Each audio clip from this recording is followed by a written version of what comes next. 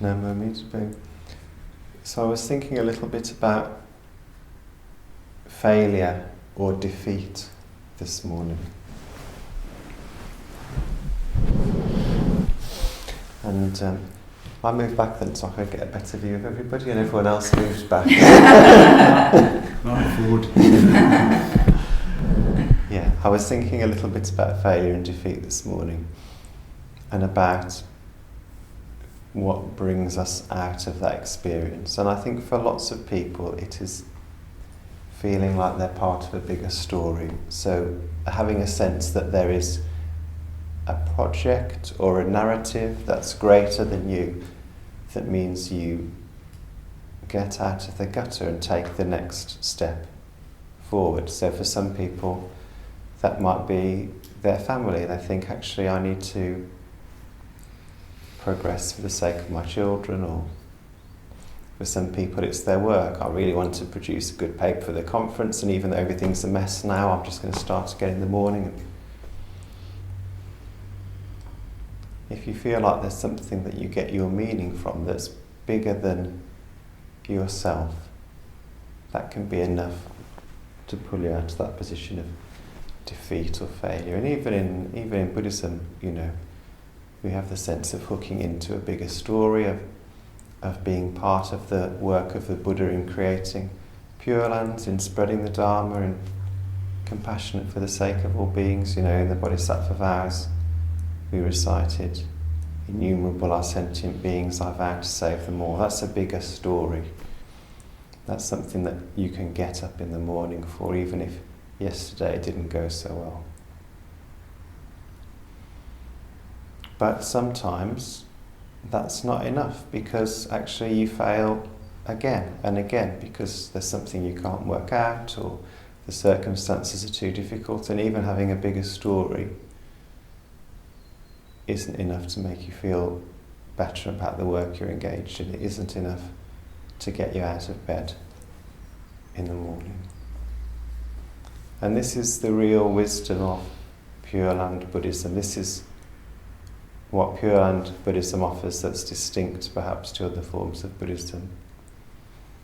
It's that sense that even when the failure is too difficult, and even when you can't hook into a bigger story, even when you can't decide, right, today I'm really going to practice the Bodhisattva vows, you're still loved. We're so used to the idea of progress in the West, partly to do with the ideas around, what's called the Enlightenment that happened in the Renaissance times, when suddenly people really got interested in science, and the idea that if you put technology in place, then things are going to get better for everybody. And then, even in the 50s, there were all these newspaper reports about how everybody was going to work less, and robots were going to become our servants, and we were going to fly to the moon, and everything was just going to be nice and easy. And there's the idea that we can sort of be saved by progress or by technology.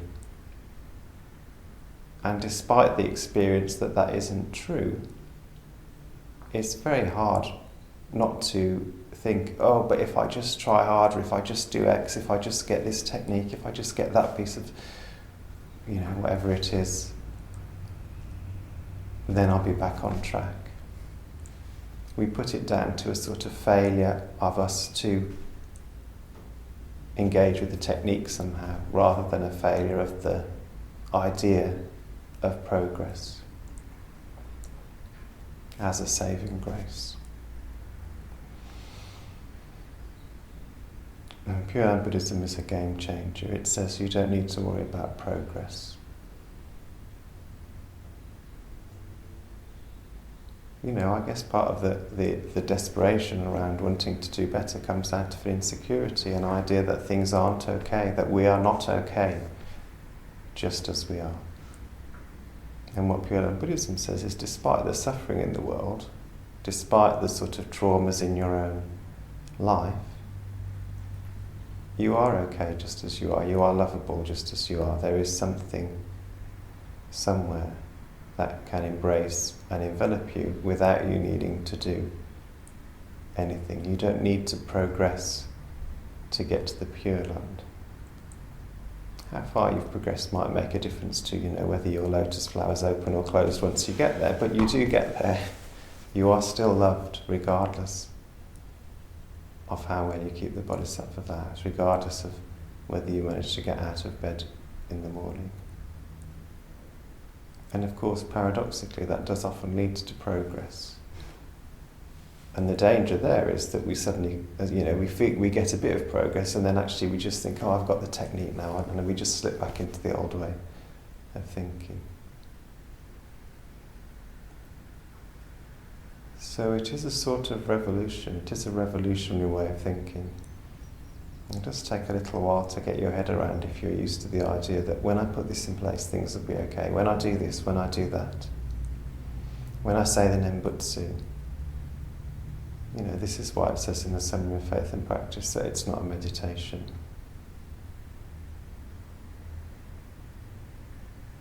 Although, as Dogen says, meditation practiced in the right way is in the same spirit of Nembutsu practiced in the right way. It's not for anything.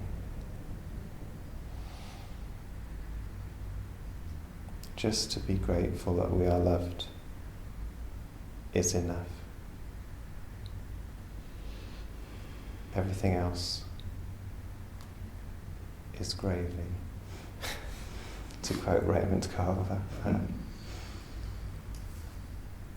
And if it gets in the way, as I said a couple of weeks ago, if everything else gets in the way of being grateful for being loved by the Buddha, then, just pause and remember what the Nembutsu is really about.